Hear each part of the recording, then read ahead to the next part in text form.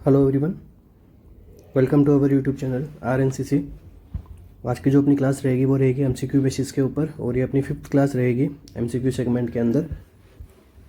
ये जो MCQs है ये हम अपने आने वाले अपकमिंग एग्ज़ाम जैसे PGI, RML, JIPMER, Rajasthan CHO, Uttarakhand CHO, AIIMS exams, इन सभी को कवर करते हुए अपन MCQ सेशन को जो प्रिपेयर करते हैं वो यहाँ पे हम सोल्व करते हैं। क्वेश्चन स्टार्ट करते हैं। आज का अपना फर्स्ट क्वेश्चन है, The nurse is assessing a client with Addison's disease. The nurse expect to note which of the following. The nurse expect to note which of the following. एक client है जो कि एडिसन डिजीज हो रखी है उस client को, nurse उसको असेस कर रही है। तो नर्स को क्या देखने को मिलेगा उस क्लाइंट के अंदर? Craving of salty foods, weight gain, craving of sweet foods, या फिर हाइपर एक्टिविटी। तो इस क्वेश्चन का जो करेक्ट आंसर रहेगा उस करेक्ट आंसर जाने से पहले अपन देख लेते हैं कि एडिशन डिजीज होती क्या है। ओके, सो एडिशन डिजीज में के अंदर क्या होता है? Decrease hormone level of adrenal gland. Okay, adrenal gland का जो हार्मोन्स का लेवल है वो इसके अंदर कम देखने को मिलता है, या फिर इतना इनफ नहीं देखने को मिलता है कि पेशेंट जो है वो सफिशिएंट बॉडी वर्क कर सके उन हार्मोन से। अब एड्रिनल ग्लैंड से कुछ क्वेश्चन पुट ऑन होते हैं CHO जैसे एग्जाम्स के अंदर। ये कहाँ प्रेजेंट रहती है? ये रेट्रोपेरिटोनियल ग्लैंड होती है। ठीक है, रेट्रोपेरिटोनियल ग्लैंड होती है। मीन्स क्या हो गया कि ये जो पेरिटोनियम कैविटी है उसके पीछे प्रेजेंट रहती है। ओके, ये क्या होती है? पेरिटोनियम कैविटी के पीछे प्रेजेंट रहती है। और ये क्या होती है? ये 2 इन नंबर्स होती है। ठीक है, 2 ग्लैंड होती है अपने एड्रिनल ग्लैंड 2 होती है रेट्रोपेरिटोनियल कैविटी के अंदर। नेक्स्ट, एड्रिनल ग्लैंड जो है वो कौन कौन से हार्मोन्स का सिक्रेशन करती है? ठीक है, कौन कौन से हार्मोन्स का सिक्रेशन करती है? इसके 2 लोब होते हैं, एक होता है कोर्टेक्स, दूसरा होता है मेडुला। ओके, कोर्टेक्स से 3 टाइप के हार्मोन्स निकलते हैं, ये भी अपन पढ़ लेते हैं, एक बार शॉर्ट रिव्यू देख लेते हैं इनका भी। फर्स्ट होता है अपना मिनरलोकॉर्टिकॉइड।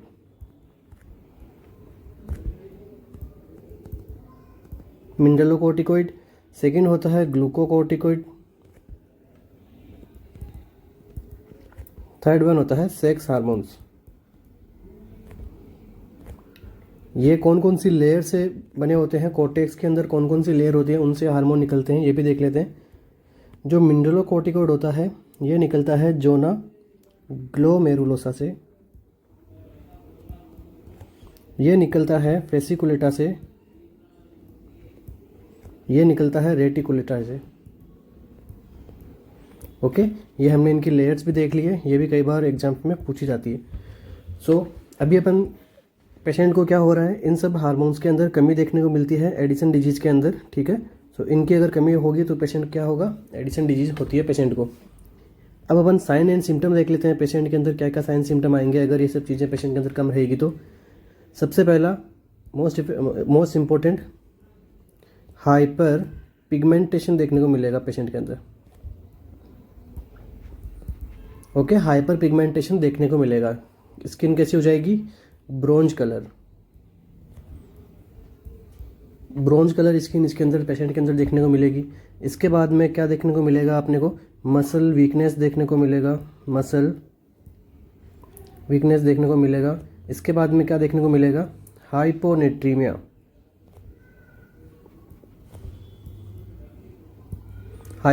इसके अंदर देखने को मिलेगा। हाइपोनेट्रीमिया क्यों देखने को मिलेगा इसके अंदर?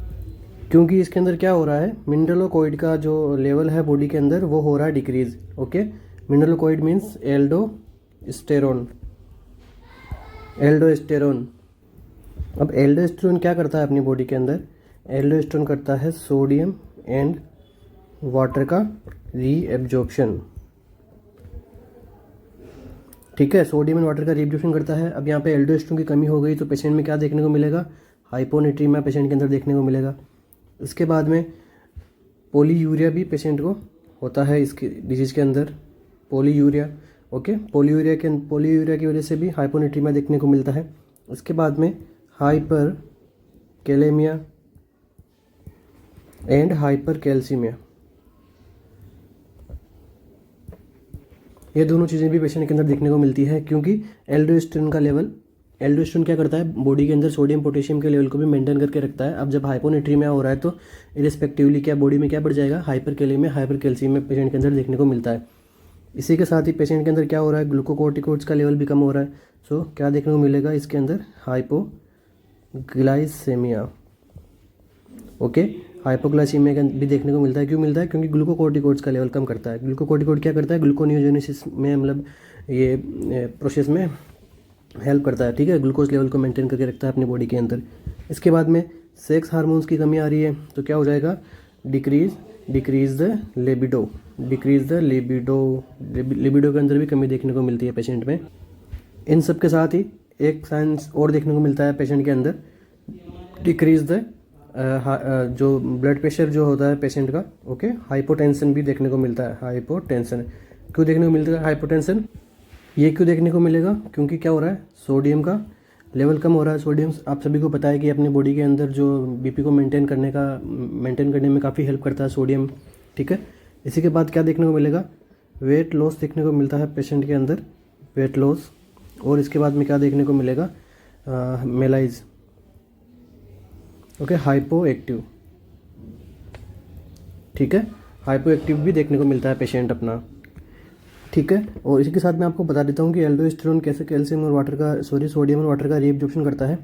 एल्डोस्टेरोन जो है वो क्या करता है, अपनी रीनल के अंदर जो कलेक्टिंग डक्ट्स होती है, यहाँ पे क्या होती है, प्रिंसिपल सेल प्रेजेंट होती है, ठीक है, प्रिंसिपल सेल। ये सेल्स क्या करती है, सोडियम एंड वाटर के रीअब्जॉर्प्शन में हेल्प करती है, ओके। सो इस प्रकार जो है एल्डोस्टेरोन अपना सोडियम वाटर का रीअब्जॉर्प्शन करता है। सो अब ऑप्शंस में क्या दिया गया है, craving of salty foods, weight gain, craving of sweet foods और हाइपर एक्टिविटी। सो यहाँ पे क्या हाइपो एक्टिविटी होती है, ये तो गलत हो गया। वेट गेन भी इस यहाँ पे नहीं देखने को मिलता है, वेट लॉस देखने को मिलता है। And craving for sweet foods के यहाँ अपने को नहीं देखने को मिलेगा, जबकि क्रेविंग ऑफ साल्टी फूड्स यहाँ पे देखने को मिलता है। क्यों मिलता है, क्योंकि यहाँ पे एक्सेसिवली सोडियम का जो है वो एक्सक्रीशन हो रहा है, सोडियम का लेवल जो है वो कम हो रहा है, हाइपोनेट्रीमिया यहाँ पे देखने को मिलता है। सो इस क्वेश्चन का जो करेक्ट आंसर मिलेगा वो रहेगा क्रेविंग ऑफ साल्टी फूड्स। तो क्वेश्चन नंबर 1 का जो करेक्ट आंसर है वो है craving of salty foods. I hope आपके अच्छे से समझ में आ गया है ये क्वेश्चन का आंसर। नेक्स्ट क्वेश्चन पे अपन चलते हैं। आज का अपना नेक्स्ट क्वेश्चन है, अच्छा एक सेकंड इसका ट्रीटमेंट भी देख लेते हैं। ट्रीटमेंट कैसे करेंगे, तो HRT हार्मोनल रिप्लेसमेंट थेरेपी यहाँ पे चला देंगे, ठीक है। जो हार्मोन्स की कमी हुई है वो हार्मोन्स अगर अपन पेशेंट को देंगे तो पेशेंट की जो कंडीशन है उसके अंदर इंप्रूवमेंट देखने को मिलता है, ओके। नेक्स्ट क्वेश्चन अपना आज का, The nurse is caring for a client diagnosed with tuberculosis. The physician plan to treat the client with first line medication. Okay, first line medication. Which medication should the nurse prepare to administer? Okay, first line medication के बारे में पूछा गया है कि कौन सी जो medication होती है वो फर्स्ट लाइन मेडिकेशन के अंदर काम में आती है, ओके। सो इस क्वेश्चन का जो करेक्ट आंसर रहेगा वो है, अपने पास में ऑप्शन क्या क्या है, ऑप्शन में है अपने रिफाम्पिसिन, सिप्रोफ्लोक्सासिन, लेवोफ्लोक्सासिन या फिर स्ट्रेप्टोमाइसिन, ठीक है। तो सबसे पहले अपन देख लेते हैं ट्यूबरक्लोसिस है क्या, ठीक है। ट्यूबरक्लोसिस को दूसरा नाम क्या है, बैरोमीटर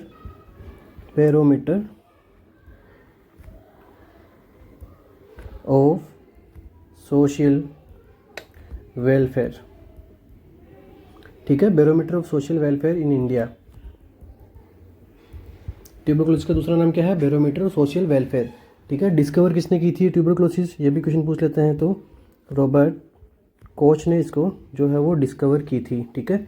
एंड नेक्स्ट क्वेश्चन क्या बन जाता है अपना, 24 मार्च क्या होता है, वर्ल्ड ट्यूबरक्लोसिस डे।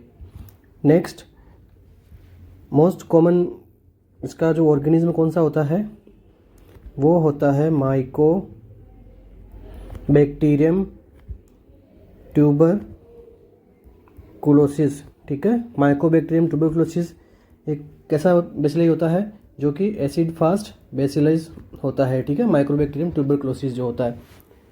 अब एक और क्वेश्चन बनता है इसी से कि most common site of TB in lungs, कि भाई जो टीबी है वो मोस्ट कॉमनली लंग्स के अंदर कहाँ प्रेजेंट रहता है, कौन से लोब में प्रेजेंट रहता है।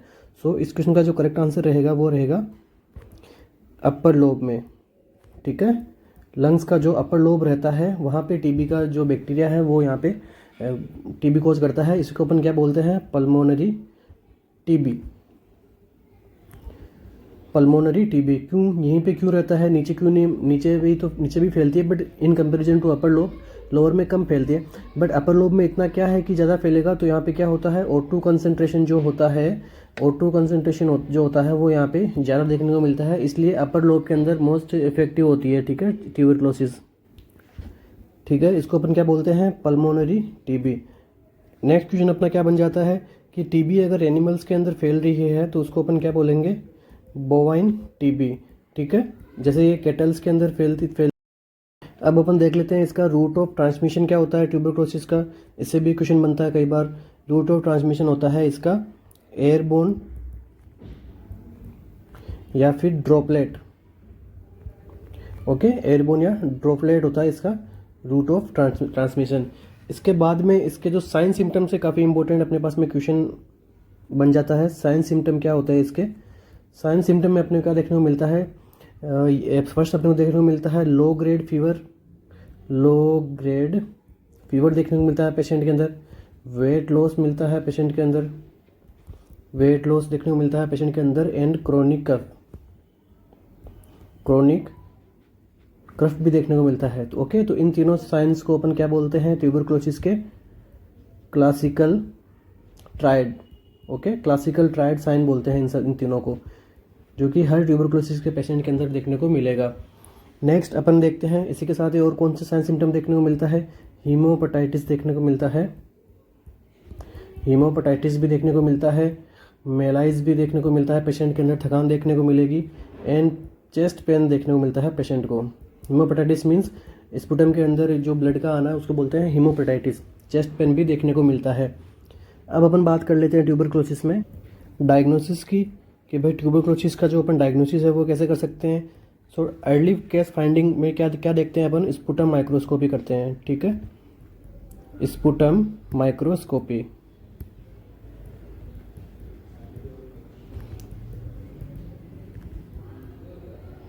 ठीक है। स्पुटम माइक्रोस्कोपी अपन करने का जो एक्चुअल जो मेथड है वो क्या होता है, इससे भी कई बार क्वेश्चन पूछ लेते हैं कि जो अर्ली मॉर्निंग स्पुटम अपना रिक्वायरमेंट होता है इस टेस्ट के अंदर, अर्ली मॉर्निंग स्पुटम, ठीक है। और ये कैसे लिया जाता है, पेशेंट को अपन बोलेंगे कि भाई डीप कफ करो एंड अर्ली मॉर्निंग का स्पुटम पेशेंट को चाहिए होता है, ठीक है। और इसके भी स्पुटम कलेक्शन के भी 3 मेथड होते हैं। सबसे पहले तो जब पेशेंट अपने पास में आता है उसी टाइम पे उसका स्पुटम कलेक्ट कर लो। नेक्स्ट उसको अपन आप बोलो कि उसके नेक्स्ट डे अर्ली मॉर्निंग आपको आना है, ठीक है, बिना कुछ माउथ क्लीन किए आपको हमारे पास में आना है और स्पुटम हमें जो देना है सैंपल के लिए, और उसके बाद में उसकी नेक्स्ट मॉर्निंग को भी पेशेंट को बुलाना है सैंपल देने के लिए, ठीक है। सो स्पुटम माइक्रोस्कोपी हो गया, ओके। ये इसमें क्या होता है, early case finding, early case finding अगर करनी है तो sputum microscopy is the best option. और अगर कन्फर्मेटरी अपने को डायग्नोसिस देखना है पेशेंट का, कन्फर्मेटरी डायग्नोसिस किससे होगा, स्पुटम कल्चर से। स्पुटम कल्चर जो है वो कन्फर्मेटरी डायग्नोसिस करवा देगा। इसी के बाद में एक टेस्ट और होता है इसके अंदर जिससे काफ़ी बार क्वेश्चन पूछा जाता है, मॉन्टॉक्स टेस्ट। मॉन्टॉक्स टेस्ट क्या होता है, इसके अंदर अपन 0.1 ml या फिर 5 ट्यूबरकुलिन यूनिट जो है वो इंट्राडर्मली आईडी के थ्रू इंजेक्ट करते हैं पेशेंट के अंदर, ठीक है। इसके बाद में इस जो स्कार फॉर्मेशन होता है उसके अकॉर्डिंग अपन जो टीबी का जो नेगेटिव जो है पॉजिटिव जो है वो अपन बेसिस पे अपन बताते हैं कि भाई हाँ टीबी पॉजिटिव है नेगेटिव है, ओके। ये पीपीडी क्या होती है, पीपीडी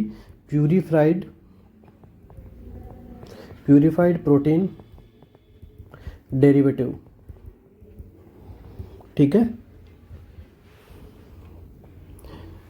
नेक्स्ट अपन बात कर लेते हैं इस ट्यूबरकुल जो टीबी है इसकी जो ड्रग्स के बारे में।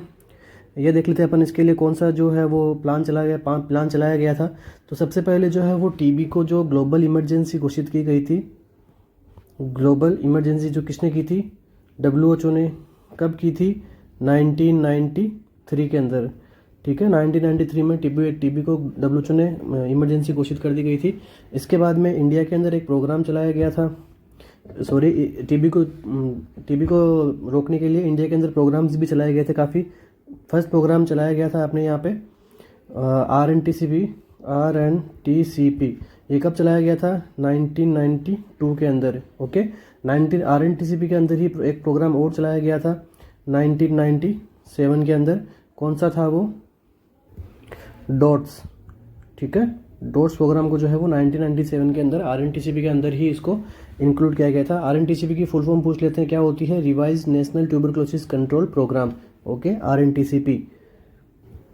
और इसी के साथ अपन टीबी के जो डायग्नोस के लिए एक स्टेन यूज़ करते हैं, इसको अपन क्या बोलते हैं? जेडन स्टेन, जेड नीलसन स्टेन भी इसके अंदर अपन काम में लेते हैं टीबी के डायग्नोसिस के अंदर। इसके बाद में नेक्स्ट अपन देख लेते हैं कि भाई जो डॉट्स है इसके बारे में अपन कुछ पढ़ लेते हैं थोड़ा।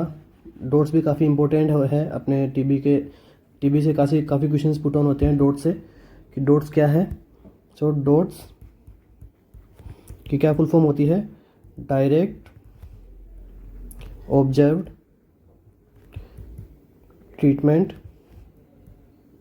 Short course. ठीक है, डॉट्स को क्या बोलते हैं? Direct observe treatment short course. Dots के अंदर दो टाइप की ड्रग्स मिलेगी, first line drugs and second line drugs. ठीक है, फर्स्ट लाइन ड्रग्स कौन कौन सी होगी? सबसे पहले आ जाएगी इसमें रिफाम्पिसिन के बारे में अपन देख लेते हैं। रिफाम्पिसिन क्या होती है? रिफाम्पिसिन होती है इसके अंदर most effective drug in ATT। ठीक है, एंटी ट्यूबरकुलर थेरेपी के अंदर मोस्ट इफेक्टिव ड्रग कौन सी है? रिफाम्पिसिन है। इससे एक काफ़ी अच्छा क्वेश्चन बनता है कि इसका जो अगर किसी पेशेंट को रिफाम्पिसिन चल रही है तो पेशेंट के अंदर क्या देखने को मिलेगा? पेशेंट के अंदर red and orange colour urine patient के अंदर देखने को मिलेगा। ठीक है, रिफाम्पिसिन के लिए। ठीक है, और ये कैसी ड्रग होती है? ये होती है बैक्टीरियोसाइडल। ठीक है, बैक्टीरियोसाइडल का मीन क्या हो गया कि बैक्टीरिया को ये किल करती है। ठीक है, जो ट्यूबरक्लोसिस का जो बैक्टीरिया है उसको किल करने की क्षमता होती है रिफाम्पिसिन के अंदर। सेकंड जो ड्रग होती है इसके अंदर वो होती है आइसोनियाजिड। ओके, आइसोनियाजिड ड्रग होती है। ये क्या होती है? ये अपनी जो बैक्टीरियोसाइडल ये भी ड्रग होती है, जो क्या होती है? बैक्टीरियोसाइडल होती है। और ये क्या है?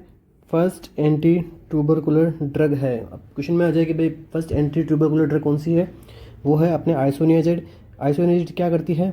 पेरीफेरल न्यूरोपैथी करती है। ठीक है, पेरीफेरल न्यूरोपैथी या पेरीफेरल न्यूराइटिस।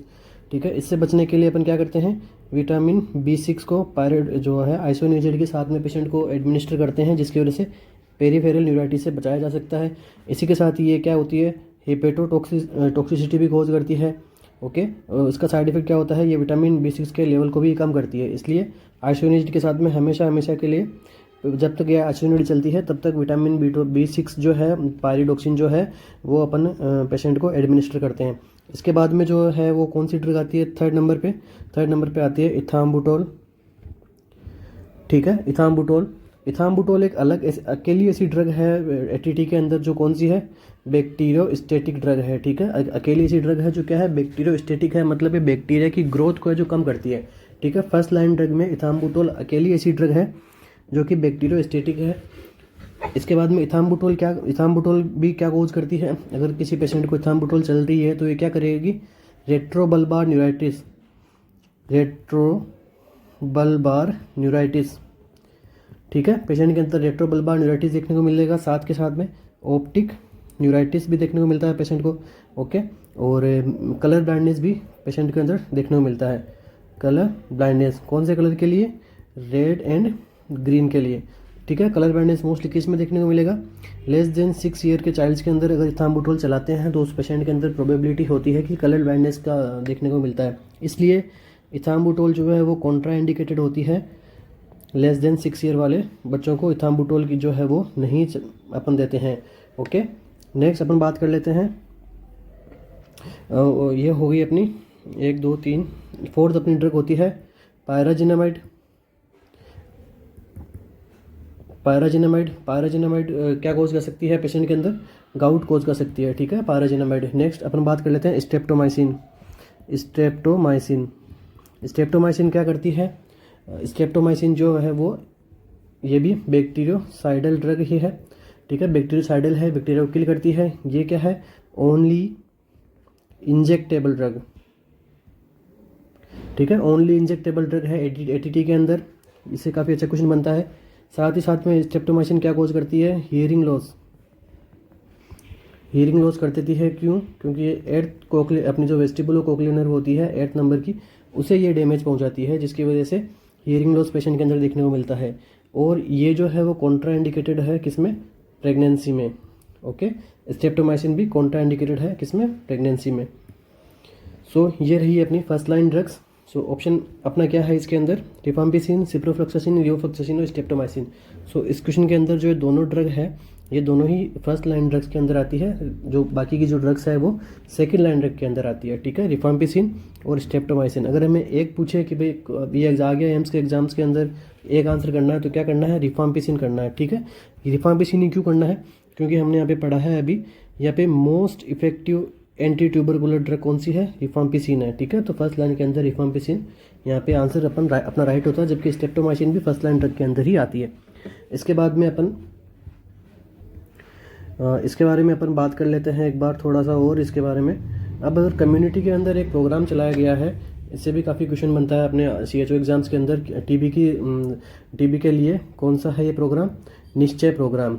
ओके, निश्चय प्रोग्राम, ठीक है। ये प्रोग्राम जो है वो टीबी के लिए चलाया गया है। इसके अंदर क्या होती है? ऑनलाइन मॉनिटरिंग होती है, ठीक है, ऑनलाइन मॉनिटरिंग, ठीक है, जो पेशेंट्स की ऑनलाइन मॉनिटरिंग होती है इसके अंदर। ओके, थोड़ा सा अपन जो है वो डॉट्स के बारे में और पढ़ लेते हैं। यहाँ पे अपन देख लेते हैं भाई डॉट्स कैसे काम करती है, डॉट्स के अंदर कौन कौन सी फेजेज होती है, ये भी अपन यहाँ पे शॉर्ट के अंदर देख ही लेते हैं, जब अपन ने इतना कुछ रिविजन कर ही लिया है यहाँ पे तो। ओके, सो जो डॉट्स है वो कम्युनिटी के अंदर कौन से जो वर्कर्स हैं वो डॉट्स को देते हैं? इसके लिए जो पेरीफेरल जो वर्कर होते हैं, पेरीफेरल वर्कर जो कि घरों में जो कि होम टू होम, जो हाउस टू हाउस जाके अपने जो डॉट्स मेडिसिन सप्लाई कर सकते हैं, ठीक है। ये थेरेपी बेसिकली पेरीफेरल वर्कर्स के द्वारा दी जाती है। इसके अंदर 2 फेज होती है, एक होती है फेज 1, एक होती है फेज 2, ठीक है। फेज 1 के अंदर क्या होता है? जो ट्रीटमेंट होता है वो under surveillance of health worker, ठीक है, वो शुरू होता है। और जो फेज 2 होती है इसको अपन क्या बोलते हैं? कंटिन्यूअस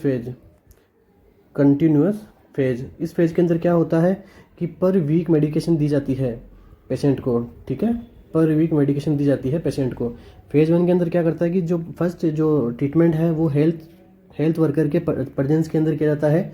एंड कंटिन्यूस फेज के अंदर क्या आता है कि पर वीक मेडिकेशन जो है वो पेशेंट को दी जाती है। इसी के साथ में ही जो इंडियन अपनी गवर्नमेंट है ये 500 रुपीज़ जो है वो जो टीबी के पेशेंट्स को देते हैं। क्यों देते हैं? ताकि वो अपनी जो मेडिसिन है इनको इफेक्टिवली वो कंज्यूम कर सके। इसी के बाद में कैटेगरी भी डॉट्स की दी गई है। कैटेगरी के अंदर अब अपन बात कर लेते हैं, ठीक है, कौन कौन सी कैटेगरी आती है।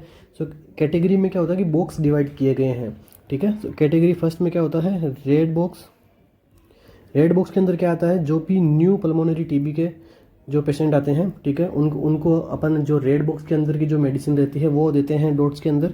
इसके बाद में दूसरा बॉक्स कौन सा होता है? ब्लू बॉक्स के अंदर क्या कौन कौन से आते हैं? जो ड्रग फेलियर जो कर देते हैं, जो टीबी की ड्रग चली है उनको जो ड्रग फेल उन्होंने छोड़ दिया है, या फिर जो टीबी है वो सीरियस अपनी जो आगे और बढ़ गई है पेशेंट के अंदर, ठीक है, सीरियस हो गई है, जो ज़्यादा पेशेंट के लिए ज़्यादा नुकसानदेह हो रही है टीबी, उसको अपन रखते हैं किसमें? ब्लू बॉक्स के अंदर। नेक्स्ट कौन सा होता है? मल्टी ड्रग रेसिस्टेंस, ठीक है। तो इसके अंदर क्या होता है कि मल्टी ड्रग रेसिस्टेंस, अब जो कैटेगरी होती है डॉट्स की, इसके अंदर अपन क्या क्या चलाते हैं? ये कैसे होती है? या तो रेसिस्टेंस हो जाती है इसके अंदर ड्रग्स, कौन सी? फर्स्ट लाइन, ठीक है, फर्स्ट लाइन की जो ड्रग इसके अंदर रेसिस्टेंस होती है। और कौन कौन सी ड्रग होती है? वो होती है रिफाम्पिसिन प्लस आइसोनियाज़ाइड। ओके, इसके बाद में फोर्थ कैटेगरी होती है XDR। ये कौन सी होती है? Extensive drug resistance.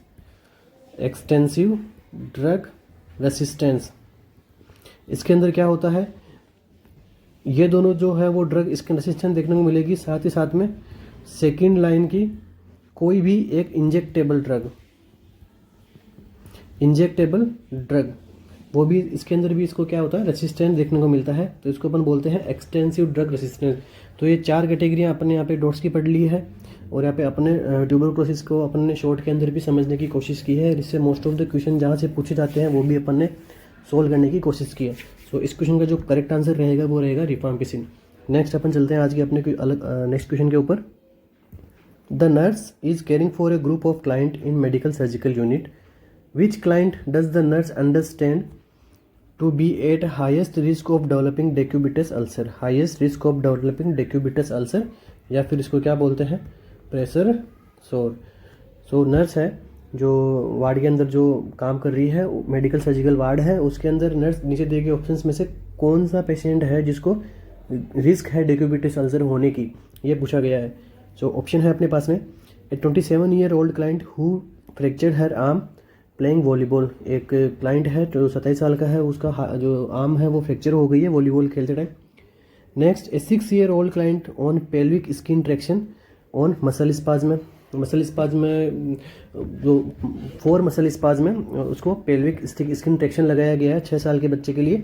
और इसी के साथ में एक 42-year-old obese client controlled arterial fibrillation who uses a wheelchair. एक आर्टेरियल फिब्रिलेशन के कंडीशन का जो पेशेंट है वो जो कंट्रोल्ड में है और जो व्हील चेयर के ऊपर जो है ओबेस क्लाइंट है उसको रिस्क है हाई।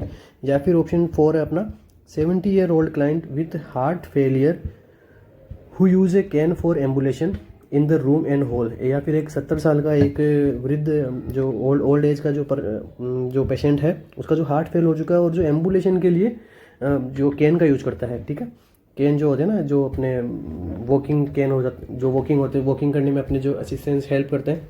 ठीक है, कैन की मदद से पेशेंट चलते हैं हॉस्पिटल्स के अंदर, वो कैन है यहाँ पे।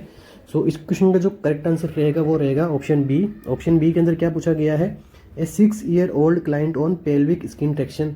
ठीक है, तो इस केस के अंदर क्या होगा, पेशेंट को लॉन्ग टाइम तक क्या है वो लाइंग डाउन के अंदर, पेशेंट को तो बेड के ऊपर लाइंग डाउन रहना है। ठीक है, बेड के ऊपर लेटे रहना है। इस वजह से यहाँ पे डेक्यूबिटस अल्सर होने की संभावना है क्वेश्चन नंबर बी वाले पेशेंट को जो है वो बढ़ जाती है। इसलिए इस क्वेश्चन का जो करेक्ट आंसर रहेगा वो रहेगा ऑप्शन बी, डेक्यूबिटस अल्सर या फिर प्रेशर शोर। नेक्स्ट क्वेश्चन आज का अपना, the nurse is caring for a comatose client with Salem sump tube. एक जो कोमाटोज क्लाइंट है उसकी नर्सिंग केयर उसको जो केयर कर रही है और उस क्लाइंट के क्या है स्लैमसम ट्यूब भी उसको एडमिनिस्टर की गई है। Which action by the nurse is correct regarding care of this client. So नीचे दिए गए ऑप्शंस में से कौन सा जो एक्शन है वो करेक्ट है। Okay, clamp the air vent during the feeding करते टाइम एयर वेंट को क्लोज रखना है। B, place the client on the left side in high Fowler position. C, assess the position of slamsum tube before each feeding. D, infuse bolus feeding with a pump or by gently plugging into the stomach. So question option A क्या है, clamp the air vent during the tube feeding. ठीक है, तो यहाँ पे ये गलत होता है क्योंकि एयर वेंट को फीडिंग के टाइम पे क्लोज में हम नहीं रखते हैं, साथ ही साथ में इसको क्या करते हैं स्टमक के लेवल से अप रखते हैं। ठीक है, एयर वेंट को क्लोज नहीं करना है। सेकेंड अपने को क्या पूछा गया, place the client on the left side in A high follower position. ठीक है, हाई फॉलोअर पोजीशन तो ठीक है, ये तो देनी है, बट लेफ्ट साइड के अंदर पेशेंट को नहीं रखना है। पेशेंट को क्या देनी है, right side with high follower. ठीक है, right side with high follower देनी है, इसलिए ऑप्शन बी भी अपना जो है वो गलत हो जाता है। सी क्या है, assess the position of Salem sump tube before each feeding. ये इस क्वेश्चन का जो है वो करेक्ट आंसर हो जाता है। कौन सा, ऑप्शन सी। क्यों करेंगे, क्योंकि इसके अंदर क्या होता है, स्लैमसम ट्यूब अगर वहाँ से जहाँ इसकी जो पोजीशनिंग है वो अगर चेंज हो गई है तो इसके अंदर पेशेंट को क्या होने का चांस रहता है, एस्पिरेशन करने का चांस रहता है पेशेंट के। ठीक है, तो एस्पिरेशन से बचाव के लिए हम जब भी फीडिंग करेंगे उससे पहले पेशेंट की जो पोजीशन है, स्लैमसम ट्यूब की जो पोजीशन है उसको हम चेक करते हैं। ठीक है, option D, infuse bolus feeding. Bolus feeding अपन नहीं देते हैं जनरली स्लैमसम ट्यूब से, इसके अपन क्या देते हैं, जो अपने इन्फ्यूजन पंप वगैरह आते हैं उससे अपन फीडिंग दे सकते हैं पेशेंट को। सो बोलस के अंदर अपन फीडिंग नहीं प्रोवाइड करवाते हैं। ओके, अब अपन देख लेते हैं स्लैमसम ट्यूब कैसी होती है। एक होती है लेवाइन ट्यूब, दूसरी होती है स्लैमसम ट्यूब। ठीक है, लेवाइन ट्यूब क्या होती है, एक ये सिंगल ल्यूमन ट्यूब होती है। ठीक है, और जो स्लेम्सन ट्यूब होती है इसके अंदर डबल ल्यूमन ट्यूब होती है, ठीक है। सो डबल ल्यूमन ट्यूब होती है, एक में तो क्या होता है यहाँ पे एयर वेंट लगा होता है, दूसरे साइड में क्या होता है ये सक्शनिंग के अंदर काम आता है, सक्शनिंग या फिर गैस्ट्रिक लेवाज के अंदर, गैस्ट्रिक लेवाज के अंदर, ठीक है। तो ये डबल ल्यूमन होती है, स्लेम्सन जो ट्यूब होती है, लेवन ट्यूब होती है, सिंगल ल्यूमन ट्यूब होती है। ओके, सो इस क्वेश्चन का आंसर रहेगा वो रहेगा assess the position of the Salem sump tube before each feeding. Next question अपना आज का, the nurse is assessing a 6 month old infant at the clinic when the nurse stroke from the heel of the foot upward toward the toes. The infant exhibit no movement. Which of the following which action is the priority for the nurse? जो एक nurse है वो एक जो 6 month old जो baby है उसका जो टो है, सॉरी उसका जो फूट है, यहाँ पे जो हील की साइड से अपर साइड के अंदर इसको ये क्या कर रही है, स्ट्रोक कर रही है। अब स्ट्रोक के दौरान क्या हो रहा है, बेबी के अंदर जो है वो इन्फेंट के अंदर जो है कोई भी किसी भी प्रकार का मूवमेंट जो है वो नहीं देखने को मिल रहा है। सो इस कंडीशन के अंदर जो नर्स है वो क्या करेगी, take the infant's vital sign, order and neurology consent, examine the infant's nose and ear, ask how much formula the infant consume daily, ठीक है। सो इसके अंदर ऑप्शन ए जो है वो ask the take the vital sign, ठीक है vital sign लेना चाहिए, बट यहाँ पे इतनी प्रायोरिटी नहीं है कि वाइटल साइंस ही इतने इंपॉर्टेंट यहाँ पे हो जाते हैं। सो ऑप्शन नंबर ए इसके अंदर गलत हो जाएगा। सी क्या है, एग्जामाइन द इन्फेंट से नोज एंड ईयर, ये भी अपन नहीं देखते हैं, प्रायोरिटी एक्शन नहीं है, ठीक है। यहाँ पे ask how much formula infant consume daily, यहाँ पे भी अपन ये नहीं देखेंगे क्योंकि यहाँ पे प्रायोरिटी क्या है, ऑर्डर ए न्यूरोलॉजी कंसल्ट, ठीक है। ये एक न्यूरोलॉजी की कंडीशन यहाँ पे, डिसऑर्डर की कंडीशन यहाँ पे शो हो रही है पेशेंट को, इसलिए अपन क्या करेंगे, ऑर्डर न्यूरोलॉजी कंसल्ट यहाँ पे करेक्ट आंसर हो जाएगा, ठीक है। यहाँ पे ये जो नर्स है वो क्या देख रही है, क्या साइन असेस कर रही है, इसको अपन बोलते हैं बेबिंस्की साइन, ठीक है, बेबिंस्की साइन, ठीक है। जब भी अगर एक नॉर्मल हेल्दी बच्चा होता है, ठीक है, उसके अंदर जब अपन हील टुवर्ड दो टो के ऊपर जब अपन स्ट्रोकिंग करते हुए जाते हैं ना, तो यहाँ पे क्या देखने को मिलता है, आउटवर्ड मिलता है अपने टो का मूवमेंट जो है, ठीक है। तो यहाँ पे क्या है, ये बेबी ये जो हेल्दी है, ठीक है, यह बेबी जो हेल्दी है इसको अपन क्या बोलते हैं, पॉजिटिव बेबिंस्की रिफ्लेक्स, ठीक है, इसको अपन क्या बोलेंगे, पॉजिटिव बेबिंस्की रिफ्लेक्स। अब अगर यही अपन अगर एडल्ट के अंदर करते हैं, यही टेस्ट अगर एडल्ट के अंदर करते हैं, हील टुवर्ड द टॉय, अब अगर इसके अंदर यहाँ पे क्या हो रहा है कि इसके अंदर भी अगर ये आउटवर्ड मूवमेंट देखने को मिल रहा है एडल्ट के अंदर भी, ठीक है, टोज का आउटवर्ड मूवमेंट देखने को मिल रहा है, तो ये क्या होता है, एडल्ट जो है वो अनहेल्दी है, ठीक है, एडल्ट अनहेल्दी, ठीक है। इसको अपन क्या बोलेंगे अपन, ठीक है, यहाँ पे एडल्ट जो है वो अनहेल्दी है। बट अगर यहाँ पे एडल्ट को अगर आपने स्टोकिंग करते हुए ऊपर गए हैं और यहाँ पे जो टोज का है वो इनवर्ट अपन देखने को मिल रहा है मूवमेंट, तो ये अपन क्या कहलाते हैं, हेल्दी है एडल्ट के अंदर, ठीक है, हेल्दी। इसको हम क्या कहेंगे, नेगेटिव बेबिंस्की रिफ्लेक्स। और अगर यही अगर एंगल जो है वो बेबी के अंदर देखने को मिलता तो यहाँ पे बेबी जो है वो अबनॉर्मल है, ठीक है। यहाँ पे अगर हील टू अगर टोए के साइड में अपन ऊपर जाते हैं और बेबी के अंदर जो इनर कर्वेचर के जो होता है यहाँ पे टोएज का, तो यहाँ पे जो बेबी है वो एक अबनॉर्मल कंडीशन ये देखने को मिलती है, ठीक है। अबनॉर्मल उसके अंदर कोई न्यूरोलॉजिक प्रॉब्लम हो सकती है। ओके, आई होप आपके ये समझ में आया हो, ठीक है। नेक्स्ट क्वेश्चन अपना आज का, the nurse is caring for a client with deep vein thrombosis which should be include in the plan of care. एक जो नर्स है वो क्या कर रही है, डीवीटी के क्लाइंट की केयर कर रही है। अब नीचे दिए गए ऑप्शंस में से क्या उसको केयर के अंदर इंक्लूड करना है, ठीक है, क्या ऐसा जो प्लान है वो उसकी केयर के अंदर इंक्लूड करना है। Bed rest with the affected extremity elevated, bed rest with the bed in reverse Trendelenburg, walking down, okay, walking slowly in the hall with assistance to prevent pneumonia. D क्या है, sitting up in the chair for all meals and during the visitation time। जो visitor जो time है उसके अंदर क्या करना है, पेशेंट को चेयर पे बिठा देना है और उसको मील खिलानी है, ठीक है, बैठा के।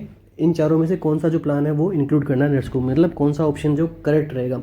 ऑप्शन ए में क्या पूछा गया है, bed rest with the affected extremity elevated, ठीक है। तो ऑप्शन ए इसके अंदर जो होता है वो क्या होता है, करेक्ट होता है, क्योंकि जो डीवीटी है, ओके, इसके अंदर क्या करते हैं, जो अफेक्टेड लेग है उसको अपन क्या करेंगे, एलिवेटेड रखेंगे, जिसकी वजह से क्या होगा, रिड्यूस द प्रेशर, प्रेशर जो है वो जो पेशेंट को जो लेग के अंदर प्रेशर नहीं होगा तो क्या रहेगा, पेशेंट को पेन भी कम यहाँ पे देखने को मिलेगा, ठीक है। और स्पेशली पेशेंट को अपन ऑर्डर करेंगे कि भाई वो क्या करे, बेड रेस्ट करे, ठीक है। डीवीटी वाले पेशेंट को अपन को क्या करवानी है, स्ट्रिक्ट बेड रेस्ट फॉलो करवानी है। नेक्स्ट ऑप्शन बी क्या है, bed rest with the bed in reverse standard number. अगर अपन रिवर्स स्टैंडर्ड नंबर का अपन पोजीशन अगर देंगे पेशेंट को तो यहाँ पे क्या होगा, प्रेशर बढ़ जाएगा लेग्स के ऊपर, ओके, तो डिस्लोजमेंट होने के चांसेस रहते हैं क्लोट के। सी क्या है, walking slowly in the hole, ठीक है। वॉकिंग किसके अंदर करवाते हैं अपन, न्यूमोनिया अगर कोई पेशेंट है वो बेड रिडन है, ठीक है, तो न्यूमोनिया से प्रिवेंट करवाने के लिए यहाँ पे अपन वॉकिंग करवाते हैं। बट यहाँ पे क्या सीरियसनेस क्या है, डीवीटी है। डीवीटी के अंदर क्या होता है कि अगर अपन मूवमेंट करवाते हैं लेग का तो यहाँ पे जो क्लोट फॉर्मेशन जो हुआ है उसका डिसलॉजमेंट होकर वो एक दूसरी जगह जाके कॉम्प्लिकेशंस अराइज कर सकता है, इसलिए ऑप्शन सी भी यहाँ पे जो है वो रॉन्ग होता है, ठीक है। एंड डी क्या है, sitting up in the chair. Patient को जो है वो कंप्लीट बेड रेस्ट करवानी है अपने को, सीटिंग वगैरह नहीं करवानी है पेशेंट को, ओके, ठीक है। तो ऑप्शन जो डी है, सिटिंग नहीं करवानी है पेशेंट को, इस क्वेश्चन का जो करेक्ट आंसर रहेगा वो रहेगा ऑप्शन ए, ठीक है। Bed rest with affected extremity को जो है वो इलेवेट करके रखना है। नेक्स्ट क्वेश्चन अपना आज का, the nurse is teaching A group of nursing student about proper client positioning which statement by a student nurse indicate an understanding of proper positioning. एक जो नर्स है वो टीचिंग कर रही है जो नर्सिंग स्टूडेंट्स की प्रॉपर क्लाइंट की पोजीशनिंग के ऊपर। सो नीचे दिए गए ऑप्शंस में से कौन सा ऐसा स्टेटमेंट है जो स्टूडेंट नर्स है वो उसको वो जो अगर बताएंगे तो वो प्रॉपर पोजीशनिंग के ऊपर वो जो अंडरस्टैंड करने लग गए हैं, ठीक है, कि हाँ उनको प्रॉपर पोजीशनिंग के बारे में पता लगने लग गया है कि हाँ भाई क्लाइंट की प्रॉपर पोजीशनिंग क्या होनी चाहिए। ऑप्शंस है, A client receiving an enema should be placed on the right side in Sims position. एक क्लाइंट है जिसको एनिमा दिया जा रहा है, जिसको एनिमा जो है वो दे रहे हैं, उसको राइट साइड देनी है और सिम्स पोजीशन के अंदर रखना है, Sims position with right sided. Option B है, client with below the knee amputation should be position with the affected limb elevated at the 45 degree angle. अगर कोई क्लाइंट है जिसका बिलो नी एम्पुटेशन, नी के नीचे का जो पैर है वो एम्पुटेशन कर दिया गया है, उसको काट दिया गया है, अब उसको जो अफेक्टेड लिम्ब है उसको 45 डिग्री के एंगल पे एलिवेट रखना है। सी है, client with pulmonary oedema should be position upright with the leg dangling over the one side of the bed. ठीक है, क्लाइंट है जिसको पल्मोनरी एडिमा है उसको पोजीशन रखनी है अप साइड के अंदर रखनी है और जो लेग है वो साइड ऑफ द बेड की तरफ रखनी है। डी क्या है, client with craniotomy should be position with the head of the bed at the 20 degree angle with the head in a natural midline position. ये क्या बोल रहा है कि भाई क्लाइंट है उसकी क्रेनियोटोमी की गई है, उसकी जो हेड का जो डिग्री एंगल है एलिवेट का वो रखना है 20 डिग्री रखना है, ठीक है, with the head in the natural midline position में। सो कौन सा स्टेटमेंट है जो करेक्ट है, वो जो अंडरस्टैंडिंग कर रहा है प्रॉपर पोजीशनिंग के ऊपर। सो ऑप्शन अपना इसके अंदर करेक्ट रहेगा वो है ऑप्शन सी, ठीक है, option C is the correct answer. कि भाई पल्मोनरी एडिमा का जो पेशेंट है उसको अपन क्या करेंगे, अपराइट पोजीशन के अंदर बिठाएंगे, बिल्कुल हाँ। उसके बाद में जो लेग्स को है वो एक साइड के अंदर बेड के साइड के अंदर अपन झुका के रखेंगे, ठीक है, जिससे क्या होगा, Venus return, okay, Venus return यहाँ पे क्या हो जाएगा, स्लो हो जाएगा, ठीक है, पल्मोनरी एडिमा वाले पेशेंट के लिए, ठीक है। तो इस क्वेश्चन का करेक्ट आंसर जो रहेगा वो रहेगा ऑप्शन सी। अब इसके अंदर ऑप्शन ए में क्या बोला गया है, right side in the Sims position, right side नहीं रखते हैं, ओके, अपन रखते हैं लेफ्ट साइड में। लेफ्ट साइड में क्यों रखेंगे एनिमा को, ठीक है, ये अपना हो गया सिग्मोइड कोलोन, ये इधर अपन पोजीशनिंग रहती है, ठीक है, डिसेंडिंग कोलोन, ठीक है। सो यहाँ पे अगर अपन एनिमा इंसर्शन करते हैं तो अगर अपन लेफ्ट साइड में रखेंगे ना तो यहाँ पे जो फ्लूइड है वो ग्रेविटेशनल फ्लो के साथ में आगे कोलोन के अंदर आगे ये पहुँचाया जा सकता है, ईजी होता है पहुँचाने में, ठीक है। तो यहाँ पे लेफ्ट सिम्स पोजीशन देते हैं एनिमा के अंदर। नेक्स्ट अपने को क्या दिया गया है, सो ऑप्शन ए तो इसके अंदर गलत हो जाएगा। नेक्स्ट अपने को दिया गया है, A client with below the knee amputation. अगर यहाँ पे बिलो नी एम्पुटेशन हुआ है मतलब नी के नीचे का जो पार्ट है इसको अगर कट कर दिया गया है तो अब इसके अंदर क्या बताया गया कि अफेक्टेड लिम्ब को एलिवेट करना है 45 डिग्री के ऊपर। जी नहीं, अफेक्टेड लिम्ब को एलिवेट नहीं करके रखना है अपने को। क्यों नहीं करना है, क्योंकि अगर अपन एलिवेट कर देंगे तो इससे क्या हो जाएगा, कॉन्ट्रेक्चर पैदा हो जाएगा मसल्स के अंदर, ठीक है। सो कॉन्ट्रेक्चर से प्रिवेंट करने के लिए हम जो है वो बस ओनली अपन क्या करेंगे, सपोर्ट प्रोवाइड करेंगे, ठीक है, सपोर्ट देना है कि भाई हाँ लिम्ब को सपोर्ट दे दिया, बट इसको एलिवेट नहीं करेंगे अपन। सो ऑप्शन बी भी यहाँ पे गलत होता है, ऑप्शन ए भी यहाँ पे गलत होता है। ऑप्शन डी में क्या बोला गया है, client with craniotomy should be position with the head of the bed 20 degree. जी नहीं, यहाँ पे 20 डिग्री नहीं रहेगा, यहाँ पे कितना रहेगा 30 to 45 डिग्री जो है वो बेड को जो एलिवेट करके रखना है। क्यों करते हैं ये भी अपने क्या क्यों करते हैं, वेनस ड्रेनेज को प्रमोट करने के लिए, ठीक है, प्रमोट द वेनस ड्रेनेज, इसलिए यहाँ पे क्या करेंगे, ऑप्शन डी भी अपना जो क्या है गलत है, option C is the correct answer. Next question आज का अपना, the nurse is caring for a client who just been diagnosed with ovarian cancer. Nurse है वो केयर कर रही है क्लाइंट की जिसको क्या डायग्नोस हुआ है, ovarian cancer. The nurse using silence as an effective therapeutic response. जो नर्स क्या कर रही है वो साइलेंसली यहाँ पे पेशेंट के पास में वो खड़ी है, क्यों खड़ी है, क्योंकि इफेक्टिव थेरापेटिक रेस्पॉन्स देने के लिए, ठीक है। How is silence as an effective therapeutic response. अब साइलेंस कैसे एक इफेक्टिव थेरापेटिक रेस्पॉन्स हो सकता है, ये यहाँ पे पूछा गया है। ऑप्शंस क्या है अपने पास में, it is not therapeutic, it implies that the nurse is not listening, कि भाई ये कोई थेरापेटिक नहीं है और इसका कोई रोल नहीं है, बस ये एक नर्स को ऐसे इम्प्लाइज, इसे शो करता है कि नर्स वो नहीं सुन रही है, अपने बारे क्लाइंट की बात नहीं सुन रही है, चुपचाप खड़ी है। Next, it encourage the client to keep her feeling to herself. ये क्लाइंट को इनकरेज करेगा कि भाई आप अपनी फीलिंग जो है वो अपने तक ही रखिए, तो ये भी नहीं हो सकता, ठीक है। नर्स भाई नहीं सुन, नर्स पास में खड़ी है बस सुन नहीं रही है, ये भी पॉसिबल नहीं है। और ये भी पॉसिबल नहीं है कि मदद से कि क्लाइंट की जो फीलिंग है वो उसी तक रहे, जी नहीं, थेरापेटिक कम्युनिकेशन ये नहीं, इसको नहीं बोलते हैं। ऑप्शन 3 क्या है, allows the client time to think and reflect and lead to conversation. जी हाँ, ये अपना जो क्वेश्चन का राइट आंसर रहेगा। ये जो अगर साइलेंस अपन किसी भी पेशेंट को देते हैं तो उसके अंदर क्या होता है कि वो एक तो पूरा टाइम ले सकता है कि भाई हाँ मुझे मेरी क्या प्रॉब्लम्स है, मैं कैसे पूछूं, ठीक है। इससे साइलेंस की मदद से क्या होता है कि कम्युनिकेशन जो कन्वर्जेशन है वो आगे बढ़ता है, ठीक है। तो ऑप्शन 3 इसके अंदर जो है करेक्ट रहेगा। ऑप्शन डी क्या है, it allows the nurse to think about the other task she need to tackle to provide efficient care to all of her client. So ये भी इसके अंदर करेक्ट नहीं है, अपना जो करेक्ट आंसर है वो क्या है, ऑप्शन सी। सो आज का जो अपना एमसीक्यू सेशन है वो अपन यहीं पे कंप्लीट करते हैं। आई होप आपके अच्छे से क्वेश्चंस यहाँ पे समझ में आए होंगे और आंसर भी आपने अच्छे से समझा होगा। और अपने जो क्वेश्चंस हैं वो काफ़ी अच्छे एग्जाम्स टाइप्स ऑफ व्यू के अंदर काफ़ी इम्पोर्टेंट रहने वाले हैं। सो आप बने रहिए, हमारी क्लासेस टाइम टू टाइम आप डेली क्लासेज है वो अपन ला रहे हैं, ठीक है। So thank you very much. अगर आपको वीडियो अच्छा लगा तो प्लीज़ लाइक ज़रूर कीजिएगा, और कुछ क्वेरीज रहती है अपने जो एमसीक्यू सेशन से कमेंट बॉक्स में कमेंट करके ज़रूर हमें बताइएगा। Thank you.